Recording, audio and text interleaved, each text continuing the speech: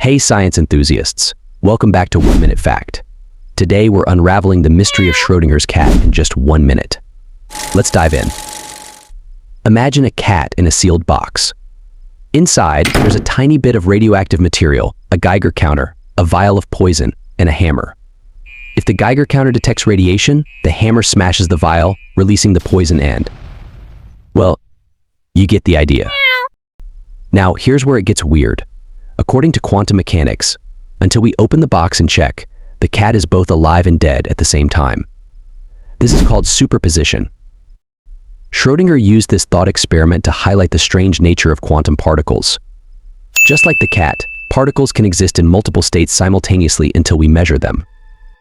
So why does this matter?